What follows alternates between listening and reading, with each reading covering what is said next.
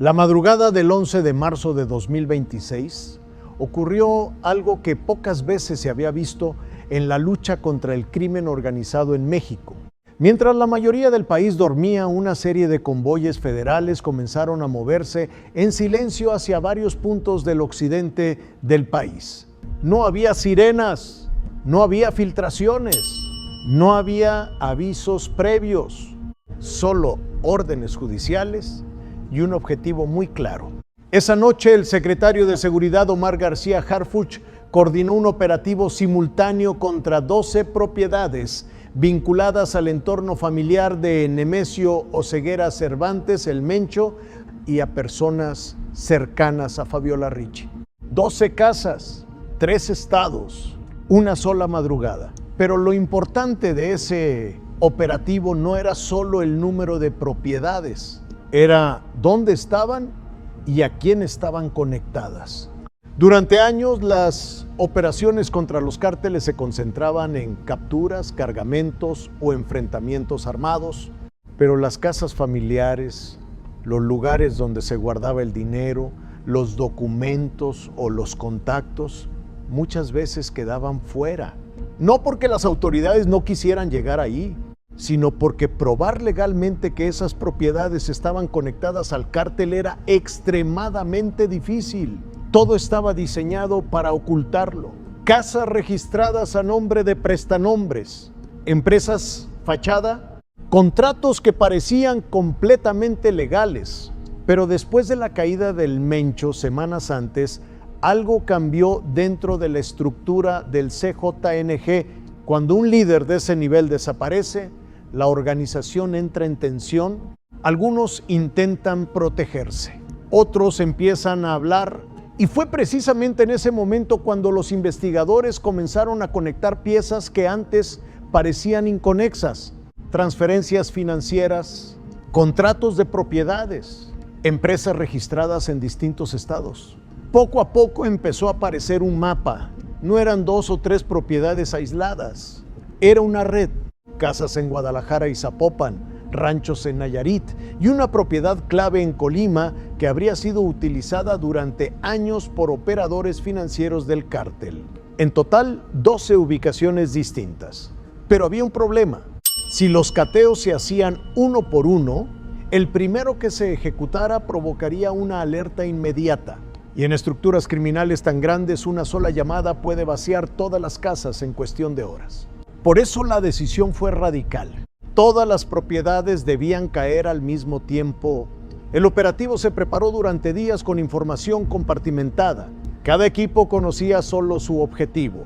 Nadie tenía la imagen completa hasta que llegó el momento. Alrededor de las 2:30 de la madrugada, la orden se activó. 2 equipos, 12 direcciones, un solo movimiento.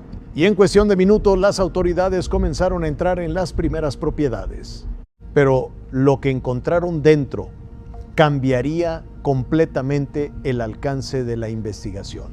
Uno de los primeros cateos ocurrió en una residencia ubicada dentro de un fraccionamiento exclusivo en la zona metropolitana de Guadalajara. Desde afuera, la casa no llamaba la atención. Era exactamente el tipo de propiedad que uno espera ver en ese tipo de barrios.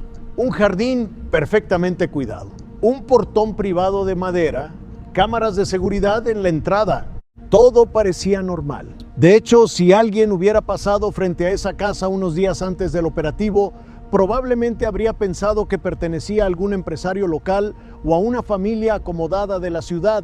Nada que levantara sospechas, pero cuando los agentes federales entraron, la imagen cambió completamente. Dentro de la propiedad encontraron cajas fuertes empotradas en las paredes, construidas de forma que desde el exterior era imposible notar su existencia. En el interior había dinero en distintas monedas, documentos financieros y registros que los peritos federales aseguraron inmediatamente como parte de la investigación. Ese tipo de hallazgos no solo representa dinero, representa información sobre quién mueve el dinero, cómo se mueve y hacia dónde va. Mientras tanto, a pocos kilómetros de distancia, en Zapopan, otro equipo federal ejecutaba un cateo simultáneo en una propiedad vinculada al entorno de Fabiola Ricci. Desde afuera, la vivienda parecía tan discreta como cualquier otra casa del fraccionamiento. Pero los investigadores ya llevaban meses siguiendo movimientos financieros relacionados con ese lugar. Transferencias, pagos de mantenimiento, vehículos entrando y saliendo a horas inusuales. Todo eso había sido documentado antes del operativo. Cuando los agentes ingresaron, encontraron dispositivos electrónicos, documentos y equipos de almacenamiento digital que ahora están siendo analizados por especialistas en cómputo forense. Ese análisis puede tardar semanas. Pero para los investigadores lo importante no era solo incautar dinero o dispositivos. El verdadero objetivo era reconstruir la red financiera que había sostenido al CJNG durante años. Porque organizaciones criminales de ese tamaño no funcionan solo con violencia, funcionan también como estructuras económicas complejas. Tienen propiedades, tienen administradores, tienen personas encargadas de mover recursos sin levantar sospechas, funcionan en muchos sentidos como empresas clandestinas. Y lo que las autoridades creen haber encontrado en esas casas es precisamente parte de esa estructura. Pero el operativo no se limitó a las ciudades, también se extendió a zonas rurales. En Nayarit, varios ranchos vinculados al entorno del cártel fueron cateados durante la misma madrugada. El acceso a esas propiedades no fue sencillo. Algunos de esos ranchos estaban ubicados en caminos de terracería alejados de zonas urbanas, lo que obligó a los equipos tácticos a desplazarse en plena oscuridad utilizando equipos de visión nocturna. Cuando finalmente ingresaron a los terrenos, encontraron algo que ya sospechaban: espacios ocultos de almacenamiento construidos bajo tierra, habitaciones que no aparecían en los planos de construcción. Lugares diseñados específicamente para esconder objetos o documentos sin dejar rastro en registros oficiales. Mientras tanto, en Colima, otra propiedad también era intervenida por agentes federales. Según las primeras investigaciones, ese lugar habría funcionado durante años como punto de reunión para operadores financieros del cártel. Personas que en apariencia trabajaban como consultores, empresarios o asesores, pero que en realidad participaban en el movimiento de recursos de la organización.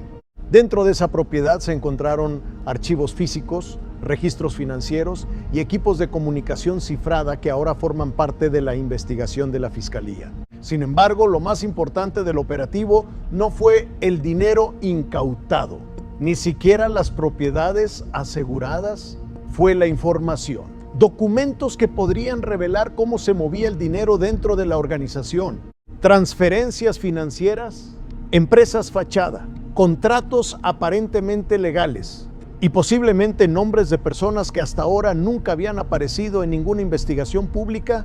Cada una de esas casas no era solo una propiedad, era un nodo dentro de una red mucho más grande. Una red diseñada para mantener el dinero del cártel circulando sin llamar la atención. Ahora, con todos esos documentos en manos de la Fiscalía, los investigadores intentan reconstruir el mapa completo. Quieren entender cómo funcionaba esa estructura, quién administraba las propiedades, quién autorizaba los movimientos financieros y quién más estaba involucrado. Porque si los documentos encontrados confirman lo que sospechan las autoridades, este operativo podría ir mucho más allá de las 12 propiedades aseguradas esa noche.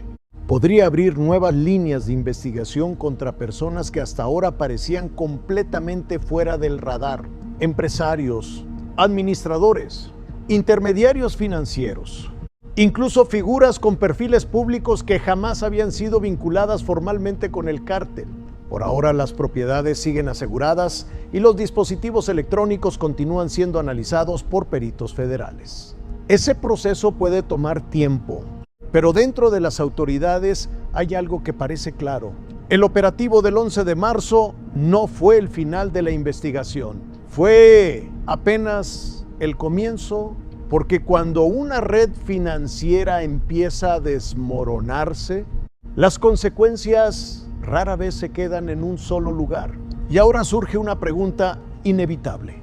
¿Estas 12 propiedades eran todas las que formaban parte de esa red? ¿O solo fueron las primeras en caer?